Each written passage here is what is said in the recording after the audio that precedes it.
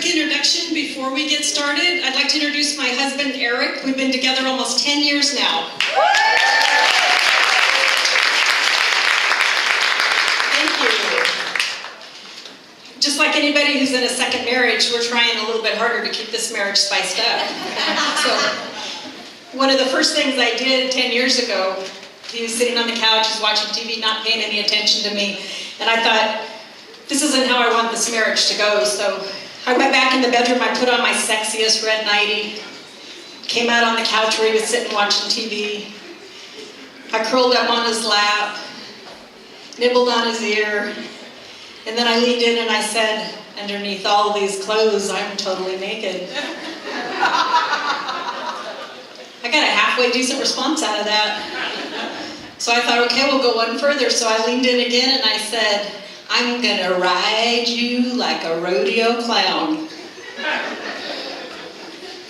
I have no idea what that meant or why I said it, but once you say it, you have to commit or you lose the whole mood. So I had to paint his nose red, stick him in a barrel, and I had to ride that man hard.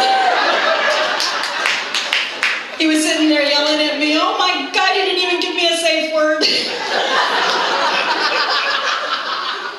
Not long after that, I think he kind of figured that he needed to do his part too, so he looked at me and he said, honey, I just love your boobs. And every past insecurity that I had popped up in my head. And I looked at him and I said, don't you dare call my children boobs. So he's a boob man. So about a week ago, he told me to go out in his tool chest and bring in a screwdriver. And I said, well, where are the screwdrivers? He said, at booby height. Well, I asked him, I said, is that with or without a bra? Because that can make a difference.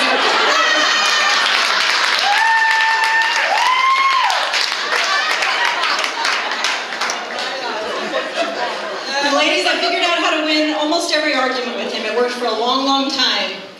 Get in an argument, start fighting, flash the boobs, deer in the headlights look, you forgot everything that we were arguing about. I won every argument. Eventually, though, he's a smart man, he caught on. Get in an argument, flash the boobs, he drops his drawers. So I did the only thing I could do. I stood there and laughed. I'm sorry, men, that you don't have quite the same effect on us as we have.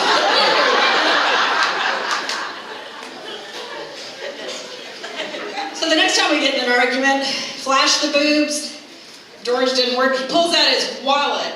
And I'm sorry, ladies, but a full wallet beats a pair of boobs any day.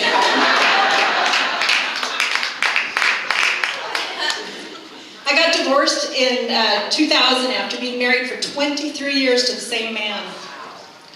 Yeah, you'd think I would have caught on sooner, wouldn't you? He had gambled away everything that we had, and then there was this little old lady down the street who used to chase me around with her cane, and she would whack me over the head and yell at me to wake my ass up. She was his mother, actually. Well, after getting divorced, a few months later, I decided I'm going to start dating again. And it was really weird, because the only guys who wanted to ask me out were young guys. And I don't understand this, I must look younger than I think I do, so I took it as a compliment. Well, one guy finally asked me, he said, how old are you? So I was honest, I told him how old I was, and he looked at me and he said, cool, I'm into that. My best friend told me, young guys want older women to teach them about sex. And I thought, what in the world am I going to teach some young guy about sex? I was married to the same man for 23 years. And then it dawns on me, I'll teach him that thing that my ex taught me. How to have sex without waking the person next to you.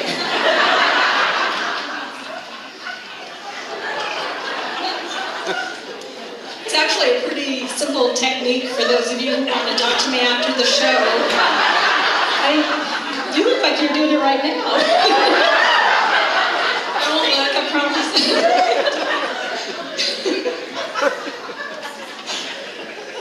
I did date one young guy for a little short amount of time, and I gave that up when I met his mother and realized I was older than her.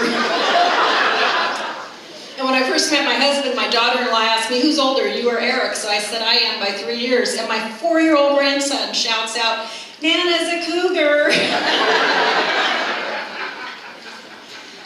10